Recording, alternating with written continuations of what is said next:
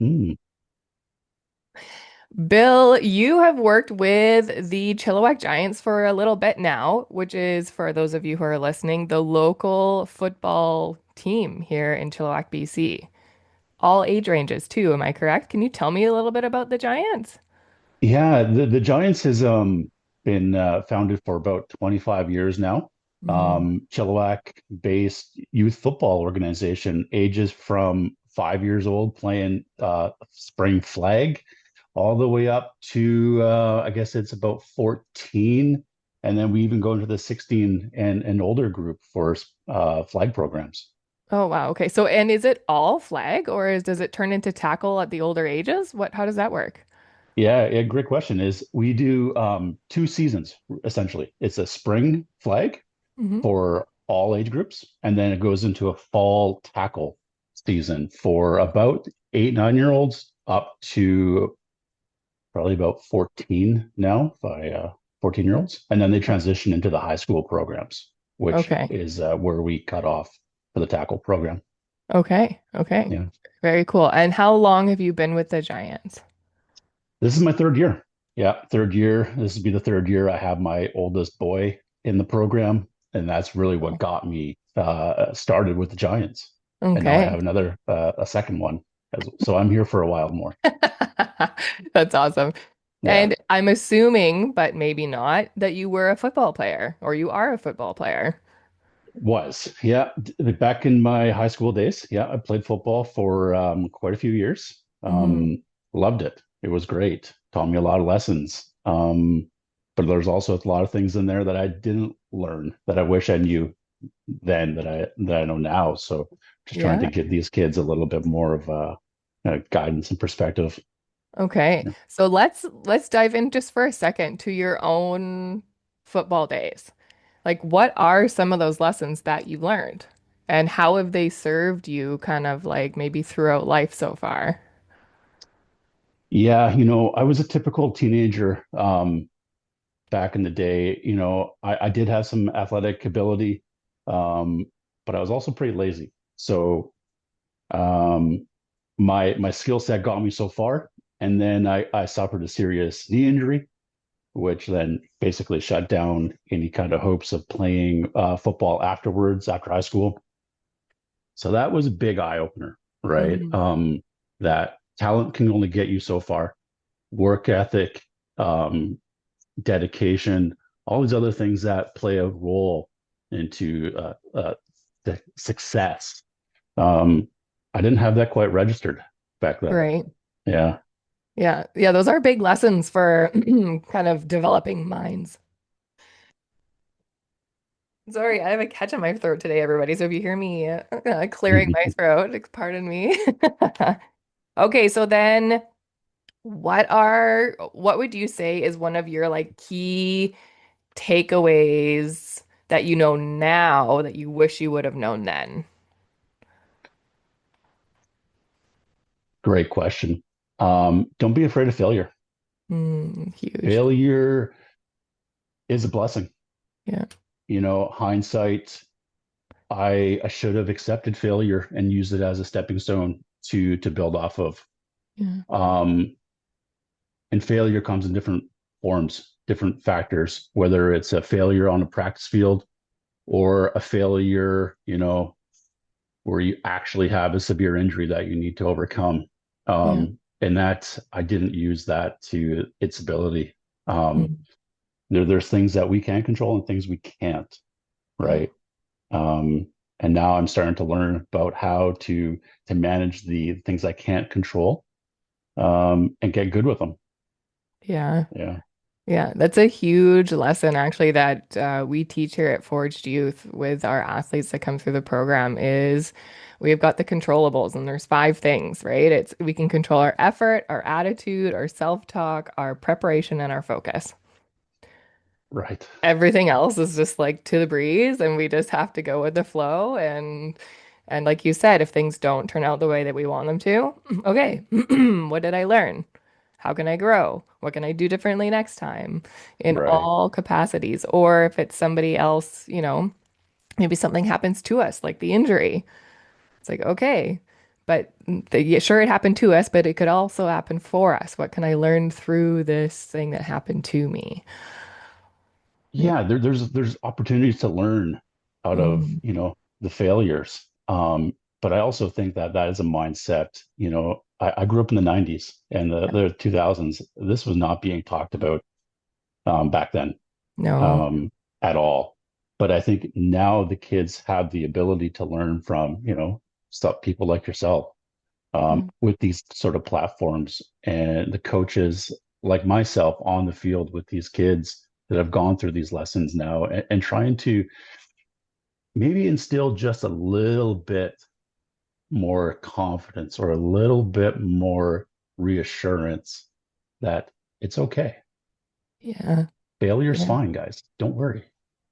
Yeah. That, Winning scoreboard is not the definition of success here, guys. yeah. Right? Yes. So, And that is so powerful. That's so powerful. Especially, I find too that there's two different mindsets, right? There's like an athlete mindset and then there's a spectator mindset. And the spectators care about the outcomes because those are things that they can see. So they can see the scoreboard or they can see the way that somebody is performing a specific skill or, all that kind of stuff. But as an athlete, we know what's going on in our own heads and all the micro movements and moments that need to lead up to whatever that outcome is. So it's being able yeah, to uh, as an athlete, drop into that mindset and let everything else go. Yeah. right, right. Hyper focus on right now. Yeah, Yeah. Yeah. yeah.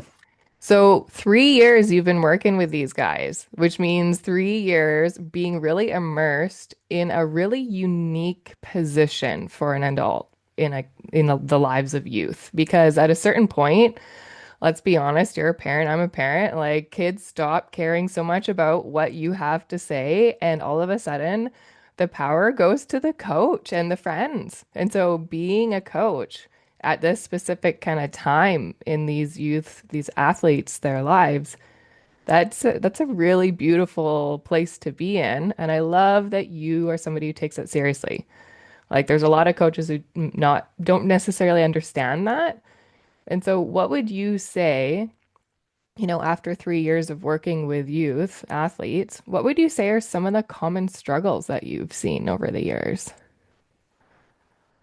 Yeah, there are, some telltale signs that we can see um, that will be indicative to how this kid shows up to the field. Mm, Does he have a support system at home? Do they, because we do have women, yeah. also young ladies that play with us, which is great. Um, do they have a support system at home? Right? Are they utilizing the football field as a daycare? Are they themselves, teaching this mental kind of mindset at home? Or is it simply just, they're relying on the coaches to take that kind of role over? Hmm. Um, so there's a lot of lessons there that we try to drive home. And I think too that as coaches nowadays, we have a greater responsibility than the coaches that we did back in the day. Um, Back in the day, it was all skills, hard skills, train hard, lift heavy. Yeah. Those are all still important, but geez, if you don't have the soft skills and the mental ability and the emotional ability to be successful again, it's you won't live up to your potential as a coach, and then thus you won't drive the potential out of your athletes that is there. 100%, right? Yeah. And it's interesting because as athletes develop, both physically, mentally, right? As you get better in the sport, all of a sudden everybody's good at the sport. And so, it's hard to differentiate between all of the best players. And so what starts to stand out is those soft skills, is how are they, reacting and responding with their teammates and their opponents? Are they able to Hmm. bounce back after a mistake? Are they able to, what is their preparation? Are they showing up to the game in the right headspace and ready to go? Or did they, go out the night before with their friends and show up tired and sloggy and right? These are all key pieces that actually end up being the reason why some of them get recruited and some of them don't. Yeah, like listen, I think even the collegiate level nowadays is completely, revitalized with the NILs and the money to be had with these elite athletes. They're seeing it, Yeah, right? As they get older and into the high school years, they see what could be there for them. yeah, But you then need to think about how you're going to separate yourself from the herd, right? yeah, Are you putting in those extra reps when nobody's actually looking? Are you staying out with your friends, like you said? Are you putting in, the added work to make yourself better? Because there's a life-changing events right around the corner for many of these, young athletes, and some of them know it. Um, and I think it's exciting to watch them on that journey. And I'm just here to try to support and guide as much as we can. yeah, yeah. So what would you say, um, so we were talking kind of about like the common struggles over the past few years, and we kind of went over one of them, which is that support system. What does that support system look like at home? What is their environment? Is the environment enabling and empowering the youth to show up in the best way that they can? Are there any other common struggles that you've been seeing over the years? Or any You like know, story that stands out to you, maybe even a yeah, singular one? I think the another struggle that I constantly see is the attention span with, social media being what it is.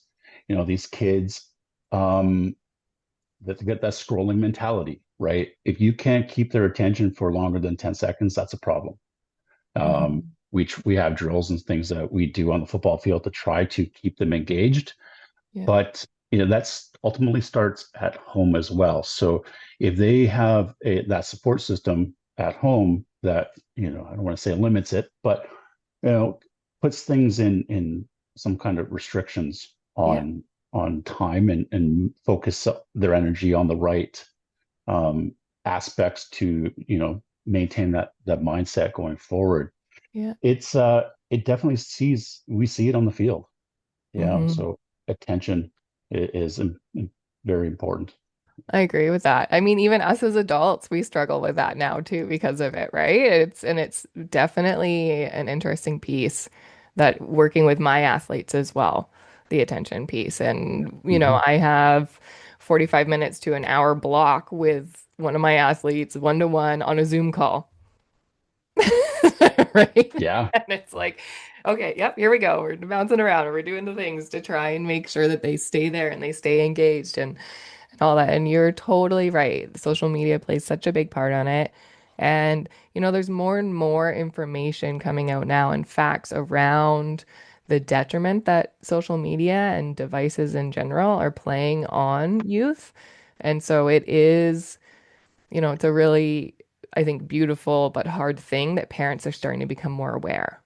And now it's the hard thing because we as parents need to go, okay, we do need to put some healthy boundaries around this. And of course, there's going to be pushback, right? There's going to be pushback because they're teenagers, but there's also going to be pushback because, like, that's what they've known for so long, too. So it's an interesting right, piece. right. But 100% we can, as coaches, see it on the flip side and how it's playing out. Absolutely. Yeah. Yeah. Yeah, I go through that struggles here, right? In my personal life. Absolutely. So Yeah. I know what it's like. Yeah. Definitely. So, what would you say is your favorite thing about coaching? Like, why do you, besides the fact that your son is on the team and you love it for that, like what brings you and pulls you and gets you excited about going and working with these kids?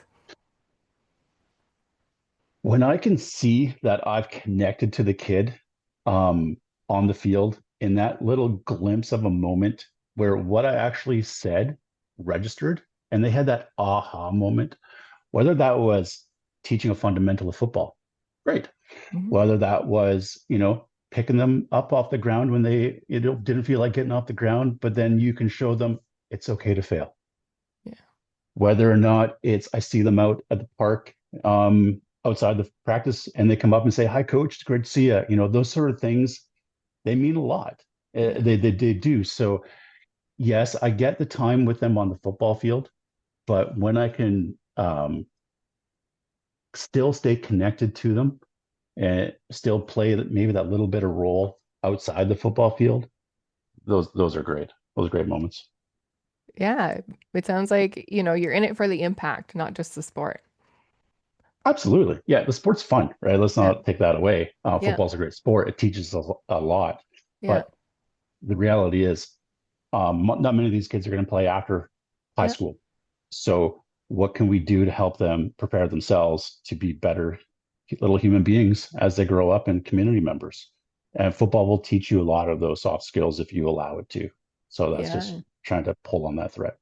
Yeah, and that you know what, that leads really perfectly into March 5th and what you are putting on there with that event. So why don't you explain a little bit of what the event is and why it's going on? Yeah, and thank you for that. So March 5th, we do have an event down at the Chilliwack Cultural Center. It is building resilience on and off the field. I have three wonderful speakers, yourself being one, Angus Reid and Sean Millington.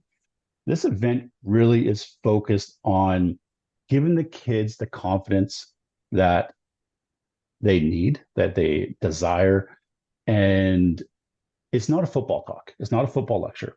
These are trying to help them feel that they're not the first to go through struggles. Mm. This is targeted to all athletes, whether it's football, whether it's hockey, whether it's baseball, doesn't matter. These are transferable skills right across the any play field to play. Um, Super excited for it. We're getting a lot of traction. We like I said, we got the three great speakers involved. Hmm. It's going to be a great night.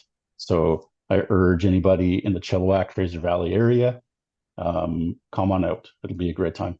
March 5th. March 5th, that's right. And so March let's give 5th. a little bit of background on the two other speakers. Angus Reid. Now he was CFL. Yeah, CFL legend. Some would say, got snubbed by the Hall of Fame. Maybe his time will come. Um, yeah, Angus is a great guy. He supports the movement, very similar to yourselves. Your guys are circles definitely have some big overlap. Hmm. Angus is an author. He's got a new book released. It's called Teenager, and each one of the youth athletes that come to the event will walk away with a copy of that book. So not only are they hearing the three of you speak on stage in real Hmm. time, but then now they're having the tools that Angus talks about in the book to go home and keep developing that mindset. Yeah, I love that. Being able to send kids home with something tangible that they can, they'll Yeah, have forever. That is so important. yeah. And Sean Millington. Sean, another great guy, ex CFL player, does a lot of youth advocacy work as well, personal trainer in Vancouver, and has been connected to the Lions and the grassroots football for many, many years. And so his presence is very welcomed and appreciated as well. So Yeah. looking forward to that. I feel so honored to be sharing the stage with these two guys and that you chose me to come and share a little bit, definitely. I'll tell a quick story. My whole life I wanted to be a quarterback. And my mom just wasn't okay with me being the girl on the team, which is okay. Whatever. That's her thing. So I used my arm swing for volleyball, but still to this day, you put a football in my hand and I'm just like, yes. So I think it's Awesome. super cool that I get to share the stage with two CFL guys yeah, it's interesting how life brings us back to things, isn't it?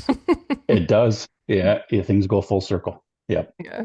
I got a few other surprises that I'm trying to plan out for the event too. So I won't share anything here for that, but Ooh, there's some few things that working on. exciting. So yeah, it is exciting.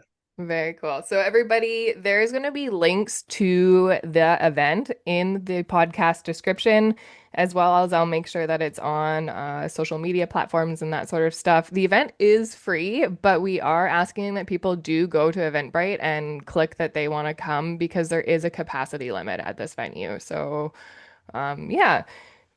yeah. So not you don't have to be a football player. It is for any athlete. Really, sure we're hosting it in Chilliwack, but the Fraser Valley, like this is worth the half an hour drive if you live in Abbotsford or Mission or something like that to come out and really gain some tools that are going to help these young athletes become great in their sport, but also really be great in their life as well. We are all here to see them succeed and support them. So, Bill, thank you for your time Absolutely. today. I really appreciate you coming on. And I just want to acknowledge you for showing up for these kids, for providing a safe and fun space for kids to explore failure and getting back up when they get knocked down physically, emotionally, mentally, all those things, right? Like that is just by doing that alone, with or without the event, you're changing lives and you probably won't even hear about it. Do you know what I mean? So it's, yeah, I do want to acknowledge Thank what you're you. doing. And Appreciate that. Thank you. Yeah. yeah, until next time, everybody, train your mind, build your grit, and forge your legacy.